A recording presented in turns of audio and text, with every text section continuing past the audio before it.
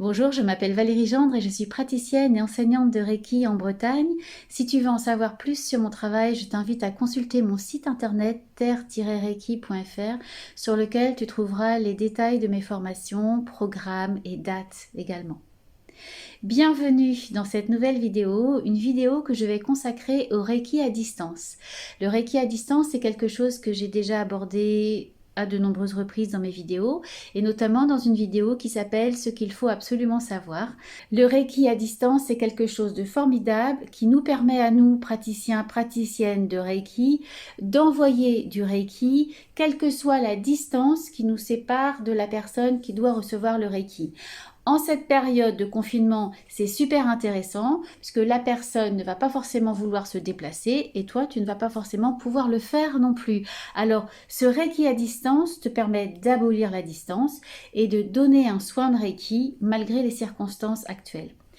Je suis toujours surprise de constater que mes élèves, malgré mes nombreux encouragements à le faire, hésitent encore parfois à faire du Reiki à distance. Comme s'il y avait une espèce de barrière, de croyance que le Reiki fonctionne en présence, d'accord, je peux comprendre, je pose mes mains sont là, je ressens l'énergie de la personne, là ok le Reiki fonctionne, mais à distance non, le Reiki ne peut pas fonctionner. Mais ça c'est une croyance et c'est une fausse croyance. Essayer le Reiki à distance, c'est adopter le Reiki à distance. Fais-le, essaye et tu verras. Donc en tant que praticien, praticienne, je t'encourage à le faire. Et en tant que cliente de Reiki, je t'encourage également à essayer. C'est vraiment quelque chose qui fonctionne aussi bien qu'en présence. Ceci étant dit, voilà ce qui m'est arrivé il y a 2 jours et je voulais partager cette expérience avec toi parce qu'il y a 2 jours, j'ai eu l'occasion d'enrichir encore ma pratique du Reiki à distance. J'ai eu une demande de quelqu'un qui m'est très cher, un de mes proches, pour le soigner d'une tendinite au poignet. Alors, cette personne m'expose la raison pour laquelle elle a besoin du Reiki. Évidemment, je comprends que ce qu'elle attend du Reiki, c'est que les symptômes de la tendinite au poignet disparaissent. Donc, je l'écoute et c'est mon rôle de praticienne de Reiki de l'écouter. Je lui propose effectivement la séance de Reiki à distance. Et lorsque je commence la séance de Reiki, et ça, c'est le grand secret du Reiki, que j'accepte de partager avec toi, c'est que, en tant que praticienne, il m'est indispensable de me détacher du résultat. C'est-à-dire que cette personne qui me demande que les symptômes de la tendinite disparaissent, elle est dans cette attente que je comprends parfaitement. Et moi, je ne dois pas être dans cette attente. Ma seule attente, c'est d'être un canal Reiki, un canal pour l'énergie Reiki et de redistribuer en quelque sorte cette énergie Reiki à la personne qui me le demande.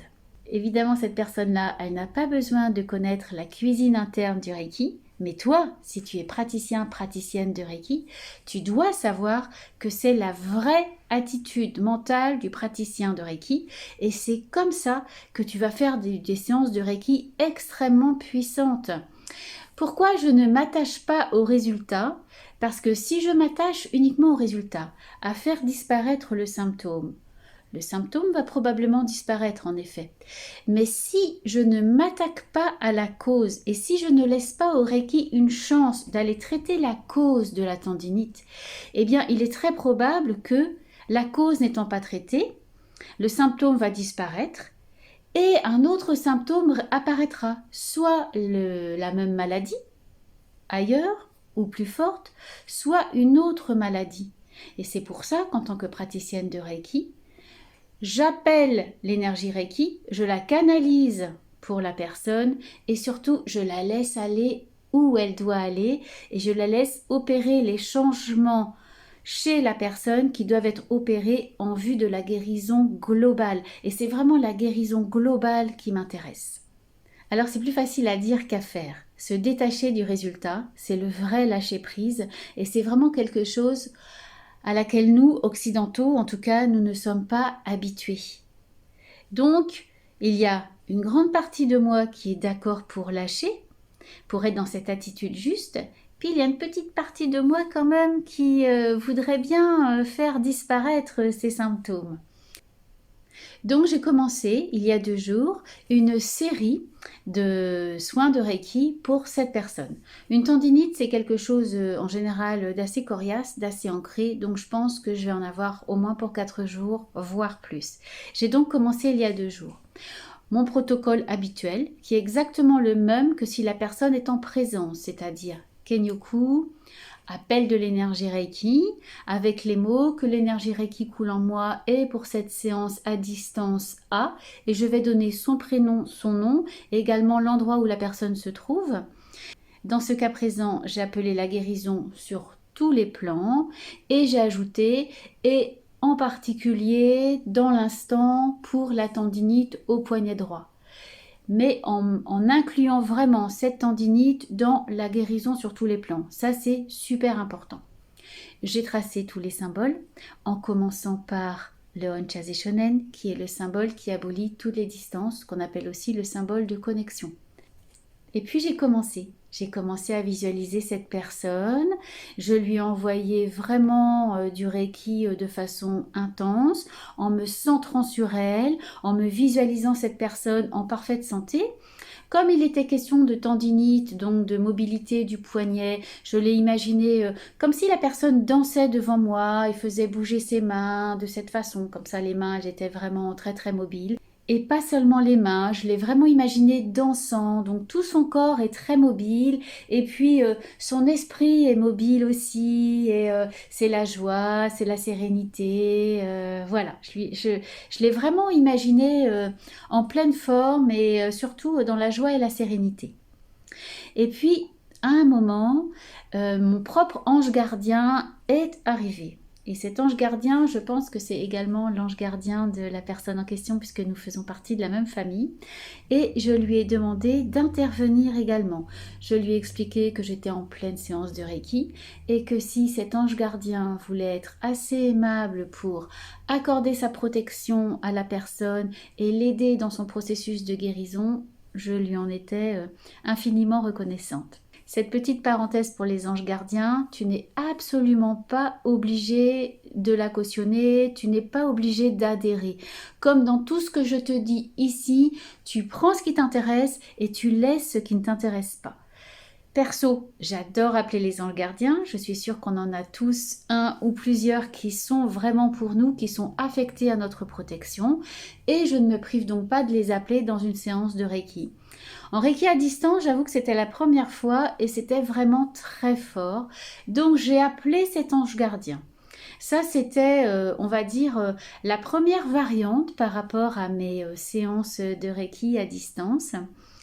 Et puis la deuxième variante, c'est que j'ai doublé cette séance de Reiki à distance par la programmation d'un cristal de quartz.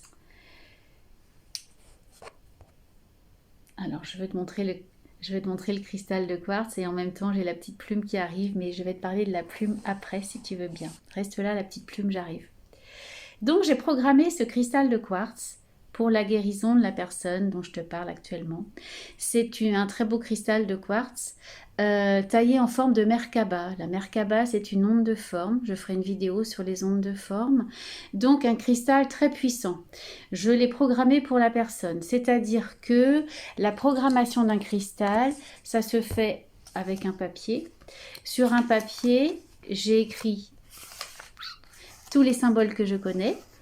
Et après les symboles, j'ai écrit prénom, nom de la personne et guéri de toute douleur et de tout symptôme au poignet droit et est guéri sur tous les plans. Voilà l'intention, on peut dire la prière que j'ai formulée pour cette personne au Reiki. Donc, ensuite, j'ai pris le papier dans ma main non dominante, ma main gauche. J'ai pris la Merkaba également dans ma main non dominante. J'ai tracé tous les symboles que je connais également sur la Merkaba et j'ai envoyé chaque symbole en commençant par le Honchaze Shonen. Donc quand je trace un symbole, voilà ce que ça donne. Là, je trace le Honchaze Shonen. Il est assez long, tu le connais. Je l'ai tracé et je l'envoie. Onchaze Shonen, Onchaze Shonen, Onchaze Shonen. Ça, c'est pour le premier. Et j'ai ensuite tracé tous les symboles que je connais et je les ai fait entrer en quelque sorte dans le cristal, un par un. Ensuite, quand tous mes symboles ont été logés dans le cristal, mon cristal dans la main, le papier dans l'autre, je les ai recouverts de ma main droite, de ma main dominante, et dans mes deux mains, comme ça, fermées, j'ai continué à envoyer du Reiki à la personne à qui je destine cette prière en visualisant cette personne complètement guérie. Donc dans la danse que je te montrais tout à l'heure, voilà, je l'ai imaginé comme ça, en pleine capacité de se mouvoir et puis dans la sérénité et dans la joie. Et j'ai continué ainsi sur le cristal. Et j'ai continué ainsi sur le cristal à lui envoyer du Reiki. En quelque sorte, on va dire, j'ai doublé la séance de Reiki. D'abord Reiki à distance standard, ensuite papier cristal. L'avantage, c'est que ce papier et ce cristal, je les ai placés ensuite dans mon petit sac à malice magique, enfermé dans le petit sac. Et on va dire que le cristal ainsi chargé du Reiki va continuer à rayonner l'énergie Reiki pendant 24 heures sur la personne. Ensuite, j'ai mis le petit sac de côté et j'ai terminé la séance par épée de lumière pour couper mon champ énergétique du champ énergétique de cette personne et Kenyoku, comme d'habitude. Et ma première séance était terminée. Ça, c'était il y a 2 jours. Hier soir, j'ai fait ma deuxième séance de la même façon. Donc d'abord, je me suis centrée sur la personne, je l'ai visualisée en bonne santé, j'ai canalisé l'énergie Reiki pour cette personne. Et ensuite, j'ai pris mon cristal et le papier. Et là, je travaillais dehors, je faisais ma séance de Reiki dehors. Et il se trouve que là où j'étais, sur la terrasse, j'ai vu cette petite plume blanche qui s'était posée. Et moi, je prends tous les signes qui se présentent pendant une séance de Reiki comme un signe pour la personne que je suis en train de traiter. Et donc, j'ai vraiment vu cette petite plume comme un signe pour la personne à qui je destinais le Reiki. Donc, eh bien, j'ai accueilli la plume, je l'ai remerciée d'être là, et cette plume, elle est allée rejoindre le cristal et le papier dans le petit sac que je t'ai montré tout à l'heure. Et ce n'était pas terminé, car après avoir trouvé la plume, j'ai trouvé cette petite graine volante qui était coincée entre 2 lames de terrasse. Alors j'ai pris également cette graine qui allait rejoindre la plume. Et la graine et la plume, je les ai mises dans le petit sac avec le cristal de roche et le papier. Il se trouve que la personne à qui je destine le Reiki est très très attachée à la terre, à l'énergie de la terre, aux végétaux, aux animaux. Et pour moi, eh bien, la plume représente tout le règne animal qui est là pour m'aider dans ce soin de Reiki. Et la graine, eh bien, représente de la même façon tout le règne végétal et toutes les promesses qu'il y a dans une graine. Donc j'ai trouvé ces petits objets magiques. Ils ont en quelque sorte des fonctions de talisman et pourquoi pas. Et après avoir envoyé du Reiki de façon globale à la santé de la personne, donc hier, j'ai repris mon papier, j'ai repris mon cristal et j'ai ajouté donc dans ma main la plume et la graine. Et j'ai envoyé donc du Reiki à nouveau à tout le monde. Donc j'ai à nouveau fait entrer tous les symboles du Reiki dans la Merkaba. Ensuite j'ai posé la Merkaba sur le papier. Il y avait la plume et la graine. J'ai enfermé tout ce joli petit monde dans mes mains comme un talisman précieux. Et j'ai envoyé le Reiki en visualisant donc la personne en pleine santé. Et puis ensuite, quand j'ai eu terminé, donc ça a duré quelques minutes, ça dure de 3 à 5 minutes, mais ça peut durer aussi longtemps que tu le souhaites. eh bien, j'ai enfermé tout le monde à nouveau dans mon petit sac magique que j'ai mis à nouveau de côté. Et ce soir, je vais continuer donc d'envoyer des séances de Reiki avec la Merkaba, donc le cristal de roche, le papier, la plume et la graine. J'ai eu des nouvelles de cette personne, peut-être que ça t'intéresse de les avoir. Eh bien, hier soir, avant le deuxième soin, elle se sentait déjà mieux. Les symptômes de la tendinite avaient, sinon complètement disparu, on ne va pas non plus rêver, c'était déjà bien atténué. Évidemment, je ne suis pas en train de te dire que le Reiki guérit de tout, et guérit toutes les tendinites instantanément. Le Reiki, c'est quelque chose de longue haleine et comme je te le disais, on le fait sans aucune attente.